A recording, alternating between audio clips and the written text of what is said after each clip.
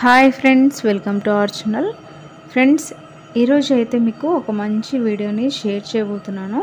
అది కూడా మనకి చాలా ఈజీగా చేసుకోగలిగే రెసిపీ. పాలతోని స్వీట్ కూడా చాలా బాగుంటుంది. మిల్క్ స్వీట్ ఇది మనకి అలా నోట్లో వేయగానే వెన్నెలా కరిగిపోతుంది. అలాగే మనకి టేస్ట్ కూడా చాలా బాగుంటుంది ఈ విధంగా కనుక చేసుకుంటే. ఆల్రెడీ నేను ఒక స్వీట్ చేద్దామని ప్రిపేర్ అయితే ఇది ఇంకో స్వీట్ అయిందనమాట.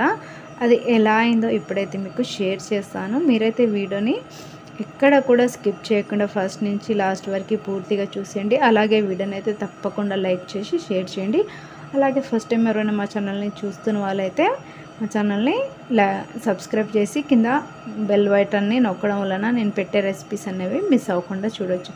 ఫస్ట్ అయితే ఇక్కడ నేను ఈ పాల ప్యాకెట్స్ అయితే 2 తీసుకున్నాను. ఇది మనకి అంగన్వాడీ స్కూళ్ళల్లో ఇస్తారు కదా మనకి. ఈ పాల ప్యాకెట్స్ లీటర్ పాలను తీసుకున్నాను. ఇది మనకి ఏ డేట్లో మనకి ఈ పాలని తయారు చేశారు. అలాగే మనకి దీని మీద ఒక 3 నెలల వరకు ఎక్స్పైరీ డేట్ అనేది ఉంటుంది. ఇది మనకి ఫ్రిడ్జ్లో పెట్టినా లేకపోతే బయట ఉంచినా కూడా మనకి పాలు అనేవి పాడవవు అనమాట. 3 నెలల వరకు నిల్వ ఉండే పాలు ఇవి. చాలా చిక్కగా ఉంటాయి ఇవి పాలు. అంగన్వాడీ స్కూళ్ళలో మనకి బాలింతలకి అలాగే చిన్నపిల్లలు ఉన్న తల్లులకి ఇస్తుంటారు. ఇది నేను అక్కడ ఊరికి వెళ్ళినప్పుడు ఊర్లో నుంచి తీసుకొచ్చాను అనమాట. 2 ప్యాకెట్స్ ఇవి, హాఫ్ లీటర్వి ఒక ప్యాకెట్. ఎక్కడైతే నేను 1 లీటర్ పాలని 2 ప్యాకెట్ల నుంచి కట్ చేసి ఈ విధంగా కడాయిలకి అయితే వేసుకున్నాను. ఇలా మనం మంటని సిమ్లో కాదు మీడియం ఫ్లేమ్లో పెట్టుకోండి. ఎందుకంటే మనకి పైన ఈ విధంగా ఇది చెక్కది స్టిక్ పెట్టేసుకొని పైన మనకి మీగడ అనేది ఇలా మొత్తం పైన మీగడ మనకి రాకుండా ఇలా మొత్తం కలుపుతూ ఉంటే మనకి పాలంతా కూడా ఎక్కువ మనకి ఇలా ఉండలు లేకుండా ఉంటుంది. ఇలా నేను మొత్తం కలుపుకుంటూ దీన్ని అయితే మొత్తం ఉడికించుకుంటున్నాను. పాలని మరీ ఎక్కువగా చిక్కగా అయ్యేంతవరకు దీనిని అయితే ఉడికించుకోవాలి. ఫస్ట్ ఇక్కడ మీరు మంటని మీడియం టు హై ఫ్లేమ్లో చూసుకొని పాలు పొంగకుండా ఉడికించుకోవాలి. ఈ కడాయిలో ఉన్న పాలు లీటర్ పాలు కాస్త హాఫ్ లీటర్ పాలు అయ్యేంత వరకు మరిగించుకోవాలి. ఇక్కడ మీరు మరిగించేటప్పుడు నీళ్ళు మాత్రం అస్సలు వేయకూడదు. పాలు ఓన్లీ పాలను మాత్రమే ఇది మరిగించుకుంటూ ఉండాలి. ఇక్కడ నేను లీటర్ పాలు తీసుకున్నాను కదా. ఇప్పుడు చూపించిన బ్లూ కప్ వచ్చేసి మనకి పావు కప్ అనమాట. పావు కేజీ ఉంటుంది. ఇందులో నేను 3/4 కప్పు వరకు ఇది షుగర్ని అయితే వేసుకుంటున్నాను స్వీట్ కోసం. ఇక్కడ మీకు తినే స్వీట్ని బట్టి ఇంకా ఎక్కువగా కావాలంటే అలా కూడా వేసుకోవచ్చు. నేను తీసుకున్న క్వాంటిటీకి అయితే ఈ విధంగా ఈ కప్తో 3/4 కప్పు వరకు వేసుకున్నాను. ఇంకొంచెం పావు కప్ అంతా షుగర్ని అలాగే ఉంచేసుకున్నాను. ఇలా మనకి షుగర్ వేసిన తర్వాత పాలంతా కూడా ఈ విధంగా చిక్కగా అవుతూ ఉంటుంది ఇక్కడ మరిగిన కొద్దీ. కాకపోతే మనకి కొంచెం టైం పడుతుంది. ఇక్కడ నేను యాక్చువల్గా ఈ పాలను అయితే ఫస్ట్ మిల్క్ కలాకండ్ చేద్దామని ప్రిపేర్ చేశాను. కాకపోతే మనకి ఇంట్లో టైంకి నిమ్మకాయలు లేకపోవడం వలన ఇలా నేను మిల్క్ స్వీట్ని అయితే రెడీ చేసుకున్నాను. ఇలా చేసుకున్నా కూడా మనకి చాలా టేస్టీగా వచ్చింది స్వీట్ అనేది. మనకి నోట్లో వేయగానే అలా వెన్నెలా కరిగిపోయిందనమాట. చాలా టేస్టీగా ఉంది. చూసారు కదా, పాలంతా కూడా మనకి ఇలా చిక్కగా అయిపోయింది ఉడికి. ఇలా అయిన తర్వాత మనకి ఇందులో నేను నెయ్యిని అయితే యాడ్ చేసుకుంటున్నాను. ఒకేసారి వేయకుండా ఒక 2-3 స్పూన్ల వరకు ఫస్ట్ 1 స్పూన్ వేసాను. ఇదంతా కూడా మనకి పాలలో కలిసే విధంగా ఇలా మొత్తం కలిపేసుకోవాలి. ఇలా కలిసిపోయిన తర్వాత మరి ఇంకొంచెం సేపు ఆగి ఇంకొక స్పూన్ని ఈ విధంగా వేసుకుంటున్నాను. ఈ విధంగా అయితే వేసుకుంటే మనకి ఈ పాలలో బాగా కలిసిపోయి నెయ్యి అంతా కూడా మనకి స్వీట్కి మంచి టేస్ట్ అనేది వస్తుంది. అలాగే మనకి నోట్లో వేయగానే అలా వెన్నెలా కరిగిపోతూ ఉంటుంది. మెత్తగా వస్తుందన్నమాట స్వీట్ అనేది, మిల్క్తో చేసిన స్వీట్. ఇప్పుడైతే మరొక స్పూన్ నెయ్యిని కూడా వేసేసుకొని బాగా కలుపుకుంటున్నాను. ఈ పాలంతా కూడా ఇంకొంచెం గట్టి పడాలి.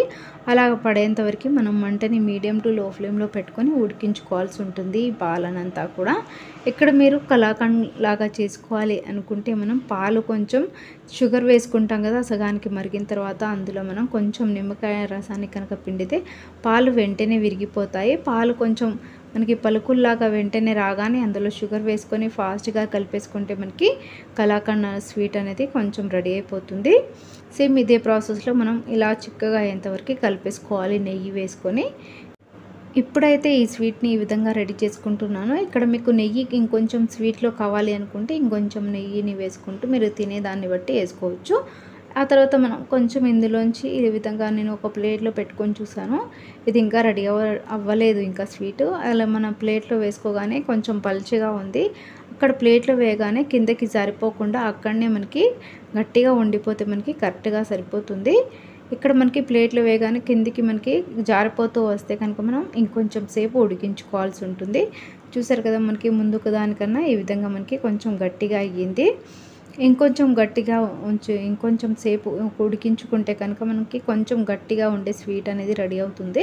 సో అలా కాకుండా నేను కొంచెం సాఫ్ట్గా మెత్తగా ఉండే స్పూన్తో తినే విధంగా చేసుకోవాలని చెప్పేసి లాస్ట్లో కొంచెం నెయ్యిని వేసేసుకొని మొత్తం ఈ విధంగా కలిపేసుకొని ఒక ప్లాస్టిక్ బాక్స్లో, ఇది ఆల్రెడీ స్వీట్ బాక్సే, అందులో కొంచెం నెయ్యిని అప్లై చేసుకున్నాను. ముందే నెయ్యిని రాసేసుకొని ఆ తర్వాత మనం ఈ మిల్క్తో రెడీ చేసుకున్న స్వీట్ని, ఈ పాకంనంతా కూడా ఈ విధంగా నేను ఈ బాక్స్లో అయితే పెట్టేసుకొని మొత్తం ఈ విధంగా ఒక 4-5 సార్లు ట్యాప్ చేసుకున్నాను. మనకి ఎక్కడ కూడా మనకి బబుల్స్ అనేవి లేకుండా మనకి ఈ విధంగా అయిపోతుంది స్వీట్ అనేది.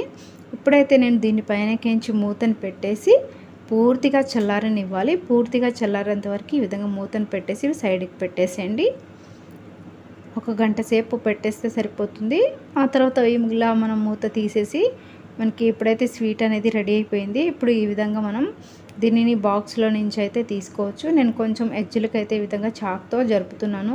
ఎందుకంటే ఇది కొంచెం సాఫ్ట్గా ఉండే స్వీట్ కదా, మెత్తగా ఉండే స్వీట్ కాబట్టి మనకి చాకుకి కొంచెం అంటుకున్నట్టుగా ఉంటుంది. అందుకనే నేను కొంచెం సైడ్లకి కదిపేసిన తర్వాత పైనకించి ప్లేట్ పెట్టేసి ఈ బాక్స్ని అయితే ఈ విధంగా నేను రివర్స్ పెట్టేశాను. రివర్స్ పెట్టేసిన తర్వాత మెల్లిగా ఈ విధంగా తీస్తే మనకి స్వీట్ అంతా కూడా ఈ విధంగా ఈజీగా వచ్చేస్తుంది. మనకి ప్లాస్టిక్ బాక్స్కి ఎక్కడ అతుక్కోకుండా ఈజీగా వచ్చేసింది. చూసారు కదా ఫ్రెండ్స్, ఎప్పుడైతే ఇక్కడ నేను కట్ చేయడానికి ట్రై చేశాను మర్చిపోయి, ఎందుకంటే మనకి ఇది మెత్తని స్వీట్ కాబట్టి మనకి కట్ చేయడానికి రాలేదు. డైరెక్ట్గా ఈ విధంగా మనం పైనకించి సన్నగా కట్ చేసిన బాదం పలుకుల్ని ఈ విధంగా పైనకించి చల్లేసుకొని డైరెక్ట్గా స్పూన్తో తింటే మనకి టేస్ట్ అనేది చాలా బాగుంటుంది. అలా నోట్లో వేయగానే మనకి వెన్నలా కరిగిపోతుంది. ఆ నెయ్యి ఫ్లేవర్ అలాగే మనకి ఎలాచీ ఫ్లేవర్తో కూడా మంచి టేస్ట్ అనేది వస్తుంది ఫ్రెండ్స్. చూసారు కదా, అలా నోట్లో వేయగానే వెన్నలా కరిగిపోతుంది. చాలా సాఫ్ట్గా వచ్చింది మనకి ఈ స్వీట్ అనేది, మిల్క్ స్వీట్ అనేది. మీరు కూడా తప్పకుండా ట్రై చేయండి. ఎలా వచ్చిందో కామెంట్ సెక్షన్లో షేర్ చేయండి ఫ్రెండ్స్. అలాగే ఈ వీడియో ఎలా అనిపించిందో తప్పకుండా కామెంట్ చేయండి. Thanks for watching. బాయ్.